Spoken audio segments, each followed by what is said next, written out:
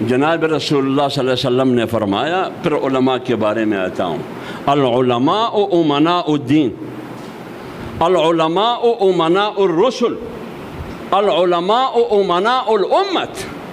مولوی دین کا چوکیدار ہے، دین کا محافظ ہے۔ مولوی امت کا چوکیدار ہے۔ کس چیز کا چوکیدار؟ اس کی ایمان کا چوکیدار۔ مولوی رسولوں کا چوکیدار ہے، جیسے رسول چوکیدار تھا علی عباد اللہ، مولوی بھی چوکیدار ہے رسول کی طرح علی عباد اللہ، لیکن چوکیدار ہے اس وقت تک جب چوکیداری میں ملاوٹ نہ ہو، جب چوکیداری میں، اور اگر ملاوٹ آئی پھر چوکیداری کی حقیقت ختم ہو جائے گی یا نہیں؟ اسی لیے تو اس ساغوجی میں ہم نے پڑھا کہ نتیجہ ہمیشہ تابع خش ارذل کا ہے۔ جب چوکیداری میں ملاوٹ آئے گی تو چوکیداری نہیں رہے گی۔ علامہ ابن جوزی نے لکھا ہے، وہ دوسری روایت کی ضمن میں لکھا ہے کہ دین عوام کے حوالے مت کرو، دین عوام کے حوالے مت کرو۔ آگے اس کی تائید میں وہ لکھتے ہیں، یہ روایت نہیں ہے کہ ہم نے دودھ عوام کے حوالے کیا، اس نے دودھ میں پانی کی ملاوٹ کی۔ ہم نے شہد عوام کے حوالے کیا، انہوں نے شہد میں گڑ اور چینی کی ملاوٹ کی۔ اور ہم نے سونا عوام کے حوالے کیا، انہوں نے اس میں پتھر کی ملاوٹ کی۔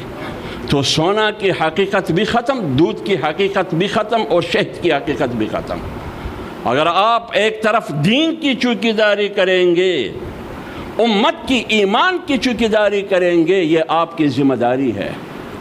اور رسول الانبیاء اور رسول جو چوکیداری اللہ کے بندوں کا وہ کرتے تھے، وہ چوکیداری، وہ ذمہ داری آپ نبھاتے ہیں۔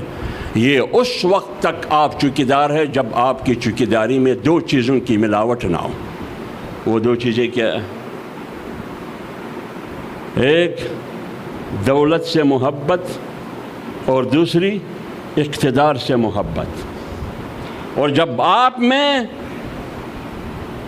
آپ کی چوکیداری میں، چوکیداری دین کی کرتے ہیں لیکن اس میں دولت کی ملاوٹ ہے، اس کا مطلب یہ ہے کہ تم دین کے نام پر دولت کی چوکیداری کر رہے ہو۔ اور اگر آپ دین کی چوکیداری کرتے ہیں لیکن مقصد اقتدار ہو، اقتدار پرست ہو، تو اس کا مطلب یہ ہے کہ کرسی کی ملاوٹ آئی تو چوکیداری کی حقیقت ختم ہو گئی یا نہیں ہو گئی؟ ختم ہو گئی۔ اور تو جب ختم ہو گئی تو پیغمبر کیا فرماتے ہیں؟